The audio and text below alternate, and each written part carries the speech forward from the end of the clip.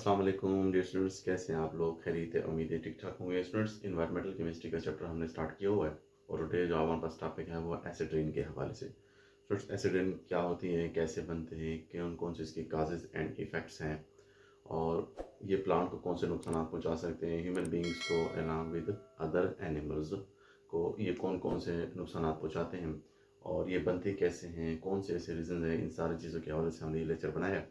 तो वीडियो के साथ कनेक्टेड रहेगा क्योंकि ये बहुत इंपॉर्टेंट वीडियो है आपके एग्जामिनेशन पॉइंट ऑफ व्यू के हवाले से।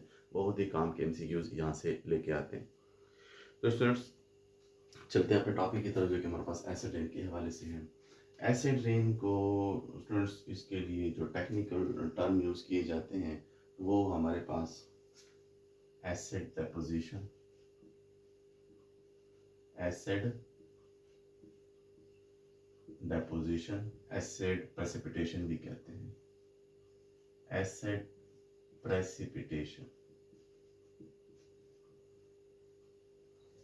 जो टेक्निकल टर्म है, साइंटिफिक जो उसकी ज़बान में हम एसिड रेन को एसिड डेपोजिशन या एसिड प्रेसिपिटेशन कहते हैं। हाँ, इंग्लिश की टर्मिनोलॉजी में हम इसको एसिड रेन भी बोल रहे होते हैं स्टूडेंट्स। अब यहाँ पर अक्सर बच्चे इस एसिड सिर्फ मेरे जो रेन देख लेते हैं, यानी ज़रूरी नहीं है कि सिर्फ एसिड रेन सिर्फ बारिश से ही होती हो, या जो ये एसिडिटी काज होती है ज़मीन के ऊपर ये सिर्फ बारिश से ही नहीं होती, बल्कि किसी भी फॉर्म में अगर प्रेसिपिटेशन हो, जैसे फॉग हो, डिव्स हो, रेन हो, या हेल्स यानी जो ज्वालाबारी होती है, या फिर आपकी स्नोफॉल,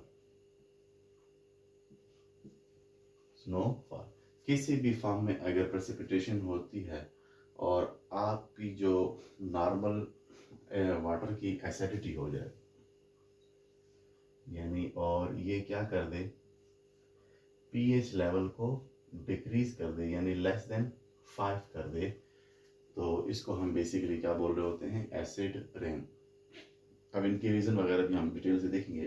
तो क्या मैं कह रहा हूँ कि एसिड रेन सिर्फ एसिड माने सिर्फ रेन से ही नहीं होती, बल्कि किसी भी फॉर्म में अगर ये प्रेसिपिटेशन होती है, यानी फॉग हो, डिव हो, रेन हो, हेल्स या स्नोफॉल, अगर इन सब की पीएच अलॉन्ग विद रेन अगर लेस देन 5 हो जाए, तो जब भी ये acid from your environment to downward यानी अर्थ की तरफ आती है, तो ये सारी एसिडिटी जो आपके एटमॉस्फेयर के अंदर थी वो सारी की सारी ट्रांसफर हो गई है from atmosphere to our earth, and that will cause a serious effects on human beings and other animals. तो इनकी पीएच ऐसी क्यों हो जाती है और कौन से ऐसे फैक्टर्स होते हैं स्टूडेंट्स? न्यूट्रल वाटर की पीएच जो हमारे पास होती है स्टूडेंट्स, न्यूट्रल वाटर की पीएच हमारे पास 7 होती है स्टूडेंट्स, आप जानते हैं। लेकिन रेन वाटर की पीएच, नॉर्मल रेन वाटर, ये चीज़ें याद रखें स्टूडेंट्स, एमसीक्यूज के हवाले से बहुत इंपॉर्टेंट है। नॉर्मल रेन वाटर उसकी जो पीएच है स्टूडेंट्स हमारे पास वो कितनी होती है, वो हो जाती है 5.6 से लेके 6 तक। अब ये स्लाइटली एसिडिक है, ये स्लाइटली एसिडिक है, ऐसा क्यों है? क्योंकि जब भी बारिश क्लाउड्स में बादल बनते हैं, क्लाउड्स से जब जैसे ही बारिश मतलब स्टार्ट होती है, तो इन्वायरमेंट के अंदर कार्बन डाइऑक्साइड मौजूद होती है, और ये कार्बन डाइऑक्साइड वाटर के साथ रिएक्ट करके क्या बना देते हैं, H2CO3 कार्बोनिक एसिड बनता है, स्लाइटली एसिड बनता है, जिसकी वजह से इसकी जो रेंज है, पीएच लेवल है, इसका थोड़ा सा डिक्रीज हो जाता है।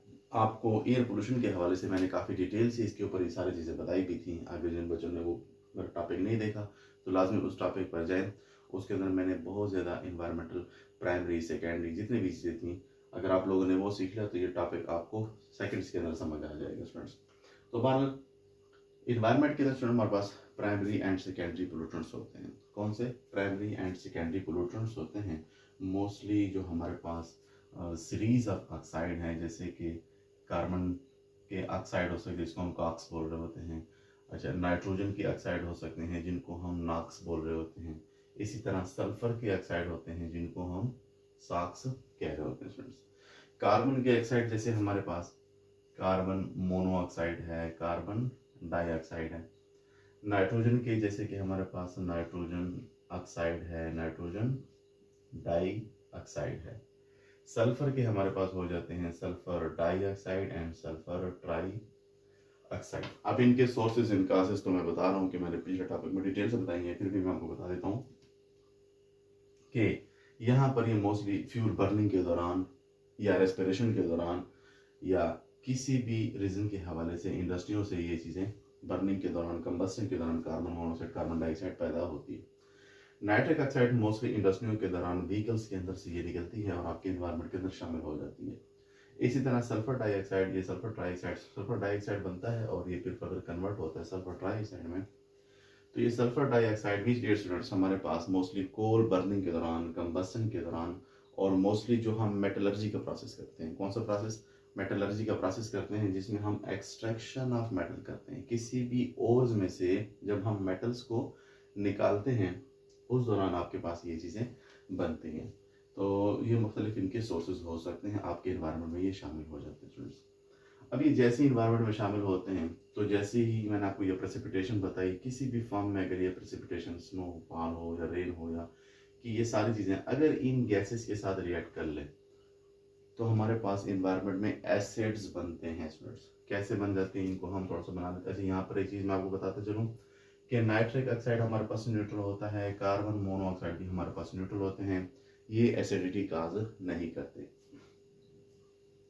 स्टूडेंट्स हमारे पास ये कार्बन डाइऑक्साइड जैसे ऊपर बता चुका हूँ कि आपके वाटर के साथ रिएक्ट करेगा तो आपके पास ये कार्बोनिक एसिड प्रोड्यूस कर सकते हैं। चूंकि एक एसिड है तो एसिडिटी काज करेगा।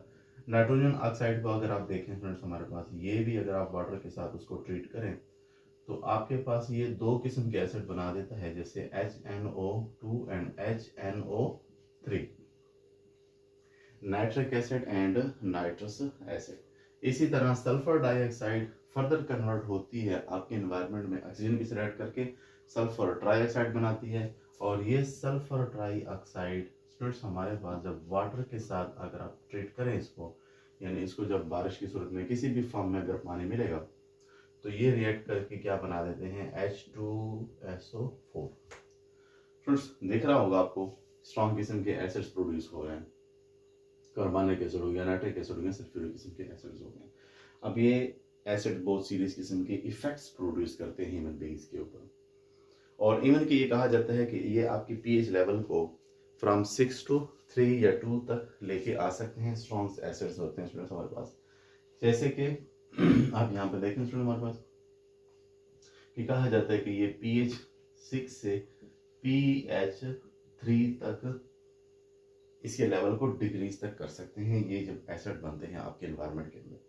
अब आप जानते हैं स्टूडेंट्स जस्ट एक यानी जब हम pH 6 से pH 5 की तरफ आते हैं तो इसमें 10 फोल्ड्स या 10 डिग्री का डिफरेंस आ जाता है। लेकिन आप बताएं कि अगर pH 6 से pH 3 तक आ जाए तो कितने टाइम्स प्रेसिपिटेशन या कितने टाइम्स एसिडिटी बढ़ जाएगी आपके इन्वायरमेंट में। तो स्टूडेंट्स याद रखना कितने टाइम्स, यानी 1 डिग्री आप क्रॉस करोगे तो 10 टाइम्स, इसमें मजीद मल्टीप्लाई बाई 10 मल्टीप्लाई बाई 10 3 मतलब मल्टीप्लाई बाई 10 करोगे तो आपके पास ये 1000 टाइम्स एसिडिटी को इंक्रीज करने का बाइस बनता है। इसके एमसीक्यूज भी आ सकता है कि अगर pH 6 से pH 3 तक आ जाए तो आपके 1000 टाइम्स एसिडिटी इंक्रीज कर सकता है आपके इन्वायरमेंट में। स्टूडेंट्स एसिड डिपोजिशन हमारे पास दो टाइप्स की हो सकती है, यानी एसिड डिपोजिशन आपके पास या तो वेट फॉर्म में होगी या फिर आपके पास ड्राई फॉर्म के अंदर होगी। एसिड डिपोजिशन की फर्दर दो टाइप्स हैं, एक वेट प्रेसिपिटेशन, दूसरी ड्राई प्रेसिपिटेशन। वेट प्रेसिपिटेशन जैसे नाम से जाहिर है लिक्विड फॉर्म में या रेन की फॉर्म में अगर आपके पास ये एसिड के एनवायरनमेंट से आपकी ज़मीन के ऊपर आ रहे हैं, जबकि ड्राई फॉर्म में भी हो सकते हैं, मोस्टली आपके वाटर वेपर्स स्ट्रीम मतलब स्टीम की फॉर्म में भी हो सकते हैं, ड्यूज या दूसरी चीज़ें। तो ये गैसेस फॉर्म में भी आपके इन्वायरमेंट के अंदर शामिल हो जाते हैं, डस्ट की फॉर्म में, स्टीम की फॉर्म में। तो अगर ये गैसेस फॉर्म में हो तो हम इनको ड्राई प्रेसिपिटेशन बोलते हैं स्टूडेंट्स। अब इनके थोड़े से हम इफेक्ट्स को देख लेते हैं कि कौन कौन से ये काजेस कर सकते हैं, कौन से इफेक्ट्स कर सकते हैं दूसरे एनिमल्स के ऊपर और ह्यूमन बींग्स की तरफ। फ्रेंड्स एसिड इनके इफेक्ट्स की अगर हम बात करें तो कौन कौन से ये इफेक्ट्स काज कर सकता है ये सबसे पहले जो इफेक्ट काज करता है, ये आपके बिल्डिंग्स को खराब करता है। किसको? बिल्डिंग्स को। तो इस बिल्डिंग्स को ये कैसे खराब कर लेते हैं? तो बिल्डिंग्स या मोनूमेंट्स हो सकते हैं, क्या हो सकते हैं? मोनूमेंट्स हो सकते हैं, स्टैचूज हो सकते हैं। ये मोस्टली चूंकि इनके अंदर कैल्शियम क्या होते हैं, कैल्शियम कार्बोनेट्स होते हैं। फ्रेंड्स, ये कैल्शियम कार्बोनेट बारिश की जो पानी है हमारे पास, जैसे भी हमने बताया कि सल्फर ट्राईऑक्साइड आपके इन्वायरमेंट में वाटर के साथ रिएक्ट करे तो सल्फ्यूरिक एसिड बनता है। तो ये सल्फ्यूरिक एसिड इस कार्बोनेट्स को कन्वर्ट कर देते हैं कैल्शियम सल्फेट में, और साथ में आपके पास वाटर बनेगा और कार्बन डाई ऑक्साइड इस रिएक्शन के अंदर रिलीज होगी। तो उसमें आप देख रहे हैं कैल्शियम कार्बोनेट कन्वर्ट हो चुका है कैल्शियम सल्फेट में, और ये कैल्शियम सल्फेट ज्यादा सॉल्युबल होता है वाटर के अंदर, जिसकी वजह से ये फ्लो आउट कर जाता है। तो अगर कोई भी स्टैचू या मोनूमेंट अगर कैल्शियम कार्बोनेट से बना हुआ है, तो ये वाटर के अंदर डिजॉल्व हो के खत्म होता जाएगा, कोरोड होता चला जाएगा, जिसकी वजह से उसकी सरफेस क्या होगी, खराब होती चली जाएगी। स्टूडेंट्स, हमारे पास इस तरह ये बिल्डिंग्स के भी कलर वगैरह को, कलरेशन वगैरह को साफ कर देता है।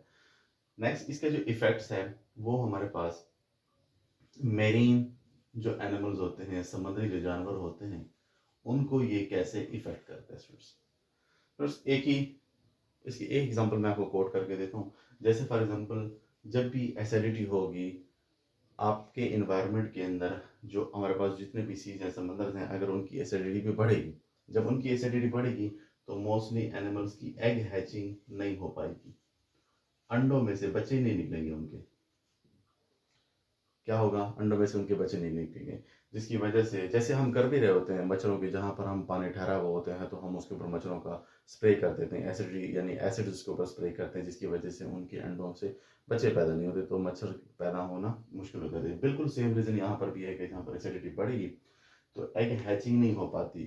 Friends, egg hatching normally neutral water के अंदर होती है। न्यूट्रल वाटर के अंदर इनकी अगर आप इनको मीडियम दें तो इनमें से बच्चे पैदा होते हैं। अगर आप इनकी एसिडिटी को इंक्रीज कर देते हैं, इनकी एसिडिटी इंक्रीज होगी तो अंडों में से बच्चे पैदा नहीं होंगे। जब अंडों में से बच्चे पैदा नहीं होंगे, जो हायर एनिमल्स हैं तो उनको फूड नहीं मिल पाता, ये बच्चे तो पैदा ही नहीं होते।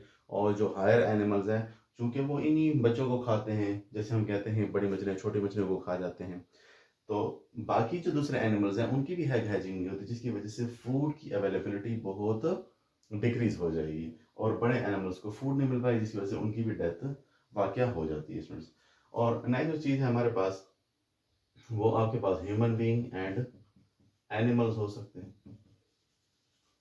Friends, human beings and animals ये भी इफेक्टेड होते हैं आपके इस एसिड रेन की वजह से। अब ये कैसे होता है?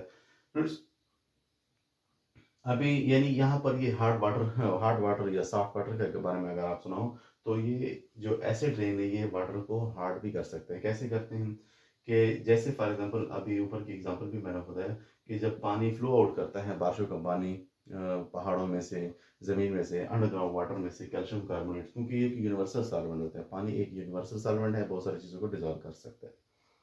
लेकिन एसिड रेन की सॉल्युबिलिटी पावर और भी बढ़ जाती है सब्सटेंसेस को डिजॉल्व करने के लिए। फ्रेंड्स, ये जो कैल्शियम कार्बोनेट है ये नॉर्मल पानी के अंदर डिजॉल्व नहीं होता, प्रेसिपिटेट फॉर्म में नीचे बढ़ जाएगा।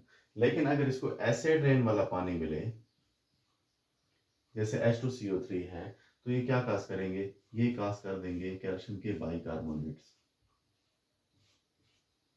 ये क्या काज करते हैं? कैल्शियम के बाइकार्बोनेट्स काज करते हैं, जो कि आपके वाटर के अंदर किस चीज की मिकदार को बढ़ा रहा है? कैल्शियम की मिकदार को। और आप इंशाल्लाह आपने पढ़ा भी होगा या शायद नहीं पढ़ा, तो मैं इंशाल्लाह आपको बताऊंगा कि ये कैल्शियम और मैग्नीशियम के आयन जब भी आपके वाटर के अंदर इनकी मिकदार बढ़ती है तो ये पानी को हार्ड कर देते हैं, उसकी वो यानी उसकी हार्डनेस का बायस बनते हैं। और ये हार्ड वाटर गैस्ट्रो की बीमारियाँ, स्टमक की बीमारियाँ, मुख्तलिफ किस्म के एसिडिटी काज करते हैं ह्यूमन बींग्स के बॉडी में। अगली जो चीज़ है वो हमारे पास प्लांट्स हो जाते हैं। स्टूडेंट्स, कि प्लांट्स कैसे इफेक्ट्स होते हैं। स्टूडेंट्स, जैसे मैं बता रहा हूँ कि ये जो एसिड इनका जो वाटर है या ये जो एसिड्स बनते हैं, इनकी डिजॉल्विंग पावर ज़्यादा होती है। ये जैसे आते हैं तो अंडरग्राउंड, अगर ये जो पौधे हैं जिनकी जड़ें लगी हुई होती हैं ज़मीनों में और ये न्यूट्रिएंट्स को एब्जॉर्ब कर रहे होते हैं, तो ये पानी जहाँ से अगर उनकी जड़ों में से फ्लो आउट कर जाए, जड़ों में से फ्लो आउट करते हैं, यानी ये पानी जब अंडरग्राउंड जाएगा तो इन प्लांट्स को मोस्टली एल्यूमिनियम सल्फेट या पोटाशियम सल्फेट, इस किस्म के इनको मिनरल्स चाहिए होते हैं, इनको न्यूट्रिएंट्स चाहिए होती हैं फॉर देयर फर्टिलिटी। तो ये सब्सटेंसेस भी उस एसिड रेन के पानी के अंदर डिजॉल्व होकर फ्लो आउट कर जाएंगे, यानी बहुत दूर चले जाएंगे, अंडरग्राउंड चले जाएंगे, और इनको न्यूट्रिएंट्स नहीं मिल पाएंगे, जिसकी वजह से इनकी भी डेथ पॉसिबल हो सकती है। तो आज के लिए इतना है। किसी टॉपिक में समझ नहीं आई तो लाजमी कमेंट सेक्शन में कमेंट करें, और अगर वीडियो अच्छी लग रही है तो उसको लाइक शेयर और सब्सक्राइब लाजमी कर दिया करें। Thank you so much.